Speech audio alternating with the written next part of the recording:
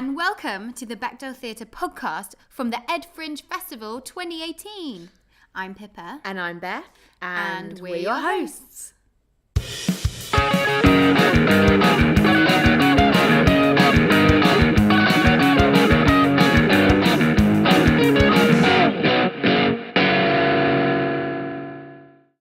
This month, we're bringing you interviews and the hottest Bechdel test passing shows to see at the Fringe. Woohoo! First up is writer and performer of the transcendental You Pay Me. This show needs no more introduction, and the show is selling fast. So book your tickets now! Do it now, listen to the interview, take it away. Pippa and Beth and Joe.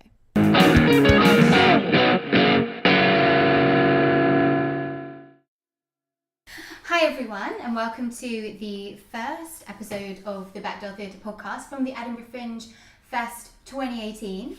Today we are joined by Joana Nastari, the writer and performer of You Pay Me, which we saw today. Just this afternoon, so it's fresh in our minds. And it's an absolutely amazing show, and we can't wait to interview Joe. Would you like to say hi to our listeners? Hi. How are you doing? I'm great. I'm wearing extremely comfy clothes and drinking chamomile tea, so I'm in my post-show relaxation mode. I love it. There's, for our listeners who don't know, it's like this beautiful old Edinburgh house. I know most of them are beautiful, but this one is exceptionally beautiful. And we've got like an oil diffuser going on in the background with bergamot and amongst other things. It's like a peace palace. Yeah. It feels actually quite similar to the vibe that you create when you walk into the auditorium for You Pay Me. There's like incense and things going on, which I loved.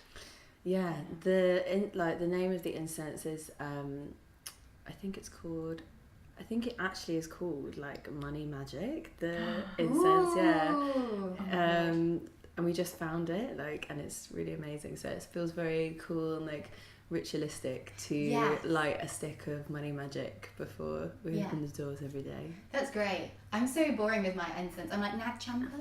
It's like, you know, the classic one. It's Nag Champa. Is it? It's actually Nag Champa, and then it's called Money Magic. It's like a Amazing. different. Oh, wow. I need to look for some of that. I love it when you have a smell to associate with something like a show or like a space. If I ever smell this oil again, I will think of this room in this time. I think it's underused in theatre, you know, the sense of smell. I think I would like to. I mean, if I had another time, or we remount it somewhere with a little bit more time or money, I would really love to experiment with how to create sensory soundscape in that way. Because you mentioned Britney Spears' perfume as well in the show. So for anyone who doesn't know about the show already, who hasn't heard the extremely excellent reputation that the show has already garnered before it's even got to Ed Fringe, You Pay Me is set in a strip club, and it is by, about, and for strippers. That seems like the tagline that you're going for?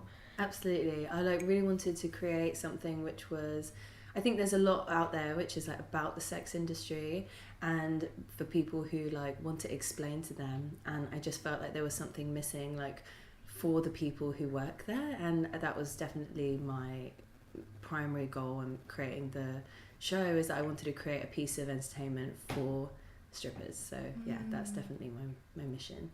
And you reached that crowd in London. I know I've seen loads of quotes and videos of post-show kind of vox pops type videos from lots of strippers coming to see your show and saying, wow, this is my life, and it's so amazing to see this story represented on stage that I haven't seen before in a theatre context. So you've obviously just connected with the audience that it needs, and that you wanted to reach. But I just wondered how that's going in Edinburgh, if you're reaching a similar audience or a new audience. There were a few dads in the audience today. Yeah, lots of dads. I love that. Yeah. Yeah, it seemed quite mixed audience. Yeah, really, it's been really interesting, because I guess you actually don't know who your audience is until you mount something and then see who comes. And I run some parties in London as well, and that's a similar thing. You have an idea of who you'd like to be there, but you never really know until you just open the doors and see who arrives. And yeah, it's been an interesting thing. There's definitely been like people from the community in London, as you say, and at Edinburgh, we've definitely had some dancers in, and that's been like really beautiful. I've had some very special conversations like after the show when I've like talked to those people who've come, and that means so much to me because yeah, it's like for those people. But it's also been great because there are people who walk through the door who have passes, so they don't really even know what they're seeing. And there's one girl that we spoke to actually who was like, oh, I had no idea what this even was about, and it's really informed my opinion about this subject. And I was talking to some people in my cast for the show that I'm doing, and some boys were talking about it, and I told them, you have to go see this show because it will change your opinion, which I thought was really nice to hear, you know, that's also can be like the desired effect of something. Yeah, it's really cool. Wow, that's such a like positive of like the fringe environment of it's harder to get people through doors like if you're just doing a fringe show in London, but when you're in the festival at Edinburgh, it's like people might go, yeah, like these boys who might not have normally seen a show like yours are now being like, oh, of course, like I must go see the show, and it's amazing to like have that audience ready. And you spend a whole month here, so it seems like there's an opportunity for like word of mouth to spread, which is like I've not done a run this long in London, like we've done a week or something, so you kind of hope that you can invite everyone like by the time you open, but up here there's an opportunity to like do it, and then people see it and tell their friends, and then they come. That seems to be happening. We had people who were telling us about it, didn't we? Yeah. We were like, we know the show. Yeah, That's so great to hear. It's already starting, definitely. I think the name really helps. Like, it's such a catchy name. It's such a standout name. When you see it on a poster billboard, fuck you, pay me. Like, it just leaps out at you. And you've got all these, through your crowdfunder, selling these pins that say fuck you, pay me, caps that say fuck you, pay me. The kind of whole, like, marketing around it seems really on the nose. Yeah, I think like I guess like that philosophy, which is something the title itself comes from a kind of a sort of tagline or a hashtag which I was seeing around in like sex worker activism, and that's where it's really come from, is that people are like tired of having to like fight for these conversations to be heard, and like so often I'd read like amazing like blogs or be it conversations, and they would have this tagline, fuck you, pay me. And so it's a very special and like meaningful thing for that reason, but it's also kind of like empowering, I think, to like lots of people, and especially being at the Fringe, right? You have all these people here who are only here because of their own graft. Artists that really believe in the work that they're doing and are bringing it up here on 100% their own steam. You know, there is obviously parts of the festival which are like underwritten by theatres and like moneyed international work or whatever, but a lot of stuff up here is, you know, people paying for it themselves, people like really investing their own time and money. And so I think like the fuck you, pay me philosophy definitely extends like beyond sex workers to self-employed artists, you know, who are, even if they're not putting their own cash into projects, are subsidising the arts with their own free labour, right? You guys do. I know so many people who do, and like are subsidising the arts with their labour, right? And I think that's like a beautiful thing, and it's like a very special place to be for that reason. So I think that the fuck you, pay me philosophy definitely resonates beyond the sex work community for that reason. Yeah. What are you gonna say? Same thing as you. Oh. Well, I love the kind of you know, for many it might be quite a new like way of thinking to kind of equate sex work as other forms of labour that we like the general public might partake in more, in terms of like maybe things like even like customer service and things like that. And like, that's what I thought was really nice about the fuck you, pay me merch. I can't remember what you said exactly, but you said something like along great the for tagline. freelancers. Yeah, great for freelancers. And it just starting to like create the conversation in other kind of precarious work worlds of like, this is how we're unified, like my work is the same as yours. Totally. And that's something that's happening at the moment. So I'm part of a group which is organising to unionise strippers and sex workers in London, and they are joining a union which also supports people like cleaners and wait staff who also work in like precarious work environments, like you say. So I think there definitely is like other workforces which face similar problems too. It's interesting that it's not covered by equity, given that you draw this link in your show where you're like, are there any actors in? Yeah. And it's like, actors, oh, I feel so sorry for you being constantly objectified. And like, in your experience, both as an actor and stripping, is like, there's definitely a kind of an obvious like link to be made between your body being looked at on stage and having a skill that and emotional labour as well, and having the people who are looking at you projecting their kind of feelings on you and they're needing an outlet for something is definitely something that a transaction that takes place in all forms of performance. Yeah, and it's interesting that you should say it, because like that's how some people used to get their equity cards. So like I was told a story once that that I don't know how long ago this was, but apparently, and this might not be true, you'd have to fact check this, but I heard that people used to get their equity cards by dancing at the Windmill, which is a strip club, and yeah, so that's what I heard, that people did used to get their equity cards that way. So like, as an actor and a stripper, what are the kind of like differences / similarities between your two careers that you've done? I don't know. I think it's an interesting one, because with acting, I think that there's loads of stuff that people don't talk about, which is like really difficult, and then people feel the impact of but don't really know how to talk about, which is like about how your tool is your body. And I think that that's a precarious enough relationship as it is in like normal day-to-day life, and when it's something which is that you use to like tell stories or to be chosen for a job or not, or whatever, is something I think that can be like confronting if you haven't like spent any time thinking about it before, or like I think it's an interesting one. I think that I think actresses, I guess especially, must find that difficult, because there's this great show that's on here at the Fringe called Hotter, and it's about like bodies. Have you seen it? Yeah, it's beautiful. It's like so amazing. Like there's hordes of like young women leaving every night with like beaming faces, and it's like beautiful. It's just a show really which like goes over how complex our relationships to our bodies are, and how there's so much that we still don't talk about, and so much like shame that we carry, and how it's actually like we're still really unpacking all this like baggage that we've been inherited like as women or whatever. So that's like a beautiful thing, and I think that I think actresses like have to deal with that shit at work all the time, and then like just buck up, and like that's the industry, and that could be quite hard, I imagine. One of the things that being a dancer at a strip club taught me was that I am not how I look, and actually that really undid that stuff for me, because I would dress up at work and I realised that it was a facade, and that my beauty or the way I dressed, or like everything about me that I carried myself around in the world every day wasn't me, and that I am not how I look. And I really did learn that at work, because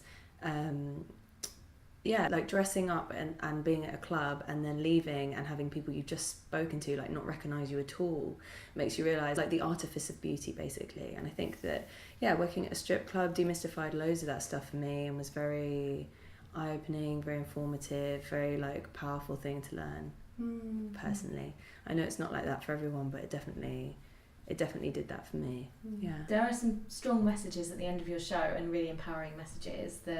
When you hold up placards that say things like "no shame," which is very like universal message, to "stigma kills," which is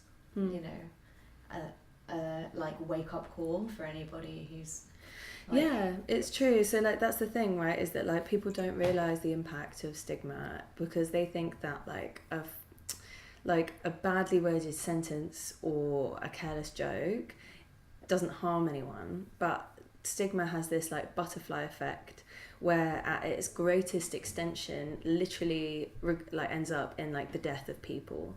There, you know, stigma has a body count, and that stigma permits people to treat other people like they're worthless, and permits people to cause violence against people, and it just like really does have a huge impact.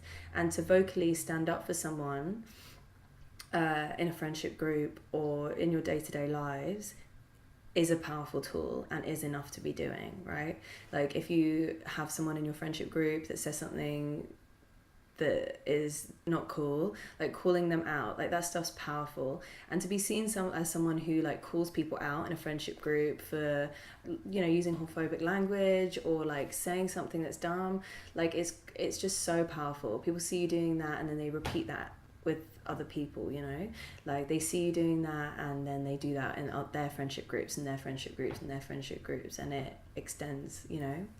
And I think that it's really powerful, and like really that is the thing that we need to tackle, because stigma is also the thing which has like damaging laws and legislation be made. So we have so much laws made by councils and legislations made by governments which are created never once consulting the groups that they affect in when it comes to sex work. So they'll make laws about strip clubs or full service work or lots of things without ever consulting the sex workers, because stigma tells us that they're victims, and the stigma tells us that they're not people whose opinion we can listen to, and therefore we don't consult workers, right? And we don't see these women as women who are consenting and who are wanting to do this work. And when there's no dialogue, that's where all the problems are created, and that's where dangerous work environments are created, laws which harm these communities are created, and this is the problem really. So stigma has this huge impact across not just people's personal lives, because they have to have secrets about the work they do, carry shame around with them,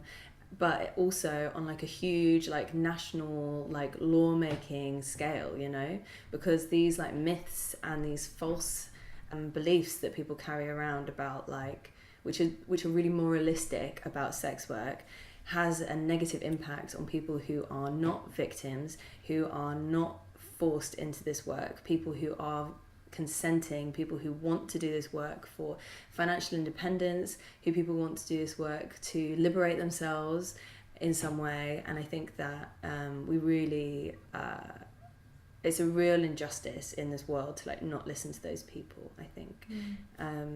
So yeah, I feel like I've definitely known in like, you know, the less kind of woke feminist circles of mine, whenever sex work comes up, it's this idea that it's just immediately like conflated with trafficking, and like you know these women have no agency, you know. Or if say I remember talking to a friend once and they were out with like the work guys in their very kind of normal office, and then all the guys went to a strip club and they were like, oh, I feel really uncomfortable that they did that, I don't think it was a good thing for them to do, and all that kind of stuff, and kind of stopped the conversation there and didn't think any further or any more laterally about the situation. Totally. And there's two things there, right? And one of them is this like absolute sexist attitude when it comes to like sexual entertainment. So for example, there's, I think it's called Dream Boys, I actually don't know, I'd have to look it up, but there's a show that's on at the moment in London and touring around, I think, which is a male strip show. Oh, is it the one like produced by Channing Tatum or something? It's sorry, that is Magic Mike. There is a Magic Mike show, which I think is interesting. Okay. And Chippendales, all that kind of history of men taking their clothes off in front of crowds of women. Well, there's this one show at the moment that's like just being written about in the paper, and people are like, wow, what a fun night out, and it's just got this like huge, this abundance of like positive press, right? And so what's so funny is that that's great and like saucy and fun and like brilliant when it's like men doing it, but when it's women doing it, they're like, oh, it's like so sad and like victimized and like gross and like dirty, and people don't want to participate in it, and they don't want to like see it as a beautiful like fun thing. And because you say it's like conflated with this narrative around trafficking, and I think that human trafficking is obviously, and we don't need to say this, it's like an abhorrent abuse of people's human rights, but I think that when it you know, that we really need to separate these two conversations, and I think that people's attitudes towards sex shouldn't be getting in the way of us having conversations about sex work, because it's just juvenile. I felt like there was something, for me personally, so empowering and liberating watching your show, because it just reminded me of when I probably like first started going clubbing, like between like, I don't know, 16 to 18. And like I remember some of my friends, and like, you know, it's when you're first exploring your sexuality and stuff, and I remember like I had like some friends who would kind of really be like, oh, that girl's dancing really sexy over there, or like kind of like, you know, just really separating our ideas of like our expression in the club and stuff like that. And I remember just being like, God, I just really want to like dance sexy and feel good about myself for it, and feeling like, and I still feel like there's part of that shame probably internalized within me now, even when I go out now, and feeling like there's like an extreme I could go to that I know would be so much fun, and I'd feel really like liberated and empowered by it, but I feel like a certain sense of like stigma or shame around it that is just so internalized within me. I felt like your show really gave me permission to feel like I can do that in the club if I want to. Yeah. So I just want to say thank you. Yeah. That's cool. Yeah. That's really beautiful. And I think that's the thing, right, is that like I don't know, I guess maybe it's like a patriarchal thing that, you know, that society doesn't like women owning their sexuality. So it's totally fine for organizations like corporations which use advertising to use women's bodies to like sell clothes and perfume and cars and like cleaning, just like anything, right? So like it's fine to use like people's sexualized, hypersexualized bodies in TV shows and advertising, but then when it comes to like a person one-on-one taking £20 to do a sexy dance for someone, it's suddenly like, you can't do that because that person is directly doing it for themselves, and like that woman is choosing to do that in that moment and taking 100% of the profit, right? Unless, anyway, but like well, actually that was going to be my next question, is that like for people who obviously do want to consume sex work, because you make this point in the show that everyone does, what are some ethical ways of doing that? Because another point that you make during the kind of plot of the show, there's all these lines about the house fees in the club going up and getting fined for stuff, and there's this idea that like it's like a great environment between the workers, and the like solidarity and camaraderie there is amazing, but if you're someone that wants to consume sex work ethically, where 100% of the profit goes to the stripper, is there somewhere we can go, or some kind of there just organisation isn't, like there isn't, there's nowhere you can go. Brazilian wax. I know, Brazilian wax. Because I was like, this is so like buying a dance from somebody at Brazilian wax was like, it's going directly in your pocket. It's not going to some like guy upstairs who you know hasn't earned it. I think like basically the way to consume sex work ethically is first like always pay for it. So like for example with like pornography, most people, I don't know actually, like I don't know what most people do, so I'm not going to generalize, but there's a lot of pornography online which is free, and obviously nobody is being paid for that. It's like user uploaded, and a lot of it, I think all of it is just stolen pornography. So if it's free, it's like a user uploaded like site, and it's stolen, and people just accept that that's like how the industry is going to work. So I think what is probably like really cool is like pay for some porn would be cool, I think.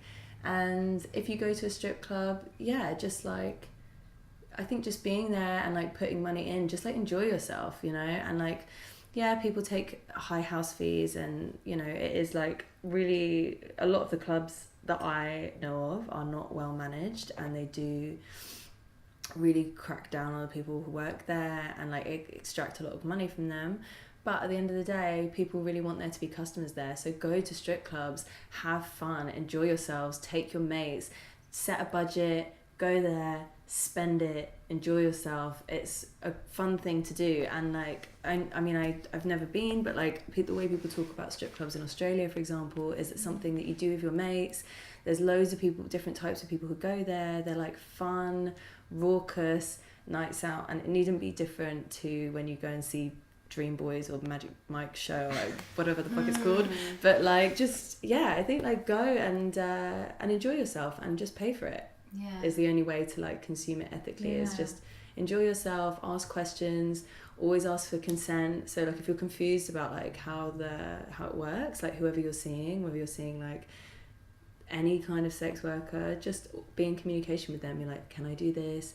Can I tuck this £20 note into your underwear? Just ask, and like they'll probably say yes, you know, and so it's fine. So great. And yeah, just like enjoy yourself, go to strip clubs, spend money there. It's a good thing. Let's do it. That's me. So would you say like with buying porn, would you say like buy directly from the creator of the porn rather than through like some porn website? There's lots of different sites, isn't there? Like I think I've at one point had a subscription to Erica Lust or something, but they always send me emails about discounts and stuff as well. That's cool. I don't know, like I really don't know enough about the porn industry. I don't know anything about it really, but like I assume that if there's a way for you to like, there's probably people who run their own sites. There are probably loads of like feminist pornographers, I imagine. I don't really I saw a BuzzFeed, I think it was some, if not a BuzzFeed, maybe it's a bit too for BuzzFeed, but there is like, you can literally Google like a list of feminist porn sites to support, which I've done before. One thing I was going to ask, because I know that it's good to kind of maybe get the word out more, is that most of, as far as I know, sex workers in the UK support decriminalisation of sex work as opposed to legalisation. And I was wondering if you could kind of maybe help shed some light on what that means for our listeners who might not know. Yeah, that's fine. The way that I understand it is that basically when you criminalise the people who are buying and selling sex, it means that you cause the industry to be more unsafe. So for example, in the UK, I believe that it's like illegal for people to work together, because then it's said like that to stop people from creating brothels. But what it basically means is that if you have to work on your own, you're like much less safe, right? So like that's problematic. And also if the customers know that it's a criminal activity, they know that you can't call the police. So then you're more unsafe and more exposed to like violence, and you're just, it's not an environment in which anyone's safe. So like I would have an environment in which people can call the police and they know that they're going to be supported and they're not going to be like arrested for selling sex, right? That's what we want. And I think that if you are an abolitionist or not, decriminalisation is the only sane option, because surely we all want people to be safer, right? And we want people to be like work safely, and like decriminalisation is the only way forward, I would say. And so is it that I don't want to get confused with that. Is it that, so I think that legalisation means it's legal to buy it but not legal to sell it, and so that's where it gets so legalized. There are places where it's like fully legalized, so like in Amsterdam for example, and it's like taxed, and people have licenses, I believe, in Amsterdam. And the problem I think sometimes with legalization is that it doesn't actually help everyone. So if you have to like register as a sex worker, it means you have to out yourself. People know that you've been a sex worker, and that might stop you from getting work in the other places in the future. Like if you were a sex worker and then you wanted to become a teacher or something, and people know, it might stop the stigma around it, might stop you from like pursuing other careers. It means you have to out yourself, and there are also like certain standards that you have to meet, I guess, for you to have a license, I think, in Amsterdam. And so there are some people who might not meet that, or they might not be legal workers, right, in the country. And so there are all these other people that when you legalise it, like don't benefit from the things that come with legalisation, like protection and stuff. So you still have the problem with like the people who aren't the licence holders, where they're criminalised, they're unsafe, and all of this. So with decriminalisation, what's great about that is that it means that it's not a criminal activity. It means if you're a sex worker, you can call the police. It means you can create safe working conditions for yourself. And I might not have said everything perfectly and like correctly, but that's how I understand it. And the way that I see it is that it's just like a complete no-brainer if you spend 5 minutes thinking about it. And I think that when people hear decriminalisation, they hear legalisation, and they're just not the same thing, and I think that decriminalisation is just sensible, it protects people, and if we all spend 5 minutes talking about it and thinking about it, then I really don't see why we couldn't push forward with that and have that happen, you know? Yeah, it feels like stigma is the only reason why it isn't being. Yeah, it's just this amazing like cloud that descends over people's head when they talk about sex work, because it's so, it just causes an emotional reaction in people, I think. And I hear people, I watch conversations happen and people stop listening, or they bring a lot of like stuff to those conversations, and it just takes so long to like move forward. And I think that, yeah, like as soon as we're able to have just like rational, like clear conversations about it, and you're able to like listen to the people who are workers as human beings who like know about their industry and who know about their work, then I think, yeah, we'll be able to hopefully move forward with this. Yeah, and Sooner get some rather than like fair trade strip clubs as well. I know, I really want, like, I have this like dream that there'll be a kind of like, yeah, like a co-op, like a kind of stripper co-op. Yeah. I think that like, Hard in London with rent prices, that's probably But it could. it would be so cool. But actually what's very interesting is that like lots of businesses that you aren't aware of like are actually cooperatives, and you just don't know. So a cooperative model like isn't a less good business model. That you can have a really good business model and it's run as a co-op. And I think that like a co-op strip club would be so fucking great. And I'd also really like to see a strip club which is run in a way which provides all kind of sexual entertainment, right? Like and I think that something which had like a kind of cooperative queer strip club, I think is basically just what's missing from London. Oh my god. Yeah, absolutely. Strip club. I mean, there are a lot of actors agencies now that are setting up as co-ops as well, and I feel like, come on, this is a better way of working in terms of being a worker in a capitalist society where you're like selling your wares to do it with a group of people who are also selling their wares is like, just seems like the obvious thing, rather than having somebody pulling all the strings and taking all the profits. It's like profits going directly to the strippers, to the sex workers of all kinds, under a safe, like in a safe environment would be amazing. Yeah, and have it like designed in a way that's fun for you, right? And I think that like I imagine, I mean, I don't know, that like having a strip club which is run in a way that people designed it might mean that it looks really different, and it wouldn't be this like uniform experience, right? Because I think like what people find exciting, which people find like thrilling, and what people find like hot is like really varies. We all know that, right? So I can imagine if we had some kind of like community run vibe, then it would be just really different, I think, to like this standardized kind of like aesthetic that people assume find sexy. Like, I don't know if you've ever seen those like stripper dresses. So like many clubs they like make girls wear these like long gowns, and it's so 90s and like weird and like I don't know, this like really strange idea of like what's elegant and like what's sexy. And I think that if you let people express themselves, like that's the fucking sexiest thing there is. So like I'd want to go to a strip club where people can wear whatever the fuck they want, and individuality is the sexiest thing. Yeah, totally. Yeah, I think that I love those shoes you wear in the show.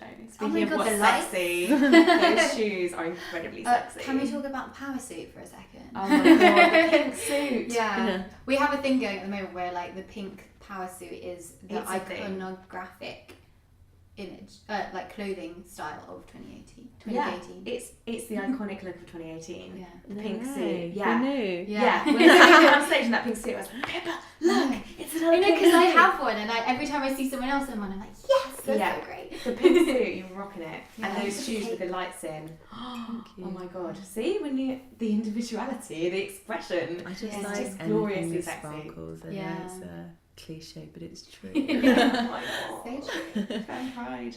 Well, Yeah. thank you so much for talking with us. Thank you. It's been a I'm lovely interview. Is there anything you want to shout out for? Any last there's some comments? cool things that I've seen at the festival so far. I saw a show called Miss Venezuela, which was like, did you see it? It's on our list. It's on our list. It's really cool. It's like, it's awesome. Go check it out. Hotter was great. What else did I see? Oh yeah, of course, the Illicit Thrill. Come to Fuck You Pay Me for, poetry and for emotion and for laughs and stuff, but go to the Illicit Thrill for fucking punk rock stripper anarchy. It's a cabaret, it's rock and roll, it's super political, it's mayhem. Like, it's utter mayhem. Like, it's amazing. It's like a strip club that came from, what's that film? Mad Max. Oh yeah, that's the one I was thinking of. But yeah. Oh my god. Yeah. So it's like that, basically. Cool. That sounds great. Yeah, we've got a flyer at the end of your show. So. Yeah, the exit flyer. The exit flyer, This is that's good.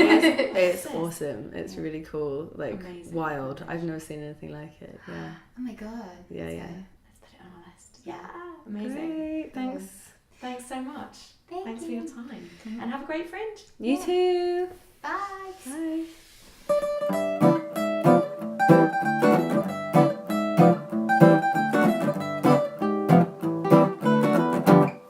my god, what a lovely interview. Thank you so much, Joe, for your wonderful words and for those recommendations. We went to see Miss Venezuela right after Joe recommended it to us, and it was awesome. It was so incredible. It was like a carnival, like a Liberation, carnival. yeah. She got the audience up off their feet and just completely involved in everything she was doing, and yeah, liberated and hilarious, and also like really, she was really open to the audience and like working with like whatever the audience kind of gave her. It was amazing. similar to Joe in like Joanna's show Fuck You Pay Me. She really gives a lot to the audience. So Miss Venezuela is like, she's really like there in the room, kind of giving a gift to the audience, I feel. Yeah, So- highly recommend it. Go see Miss Venezuela. Miss Venezuela 10 Just the Tonic at the Mash House.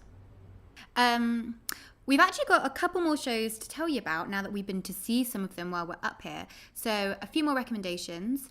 First of all, shout out to Baby Daddy, which is on at Assembly Rooms at 6:20, and it's only until the 13th, so you've got to be quick to get in there with this one, though I hope it will tour afterwards, because it really is a brilliant show with original live music, and it's about a single mum, and she includes these recordings of her daughter's voice in the show, because it's a real story, it's a life story, and it's just, I couldn't even speak, I was crying so much when I came out. Oh my god. So, but it was really funny as well, so go and see Baby Daddy. Yeah, really, really worth seeing. Another one to recommend is Zoo, which is on at Assembly Square at 11 a.m. Zoo is, oh god, I really love Zoo.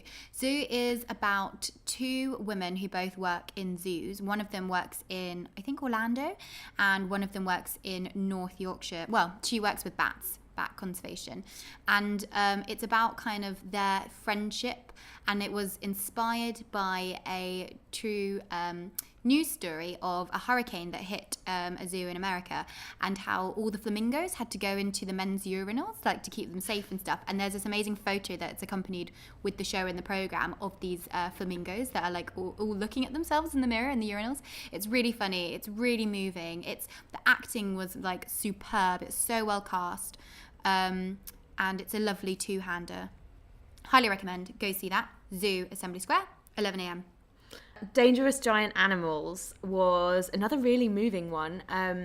This is a performer called Christina Murdoch, who has written a play inspired by her own relationship with her disabled sister, and it's about her relationship with her sister and her relationship with her parents and other siblings, and how they kind of all get through life, and about the ups and downs, and it's kind of has a heart in it that everyone can relate to, I think, even though she has made it specifically with siblings and family members of people with disabilities in mind. I think there's something in it that everyone can kind of connect with, because it's about human nature, and it's about kind of strong feelings and connections with family, and also about human violence and how we control our anger and how we deal with all our emotions in a way that is like safe for other people around us. So that was really amazing, and the set was awesome as well. And the sound. Really, yeah. Great cool set and sound. Cool sound, great performance, brilliantly written. Dangerous Giant Animals is on at Underbelly, and it's at midday. Yeah, Underbelly Cowgate, midday. And just one more recommendation before we go, because we will be bringing you more episodes of the podcast while we're here. We just went to see Dominoes today, which is on another one at Assembly Square. It's in the studios.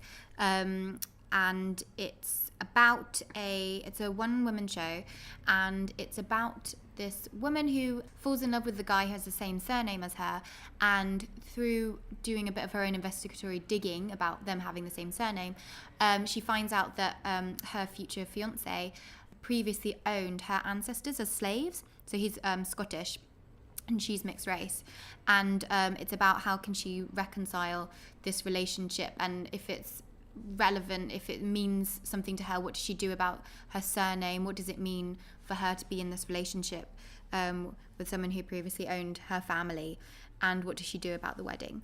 So it's really, really interesting, and I really loved it. It was just such a interesting and specific story.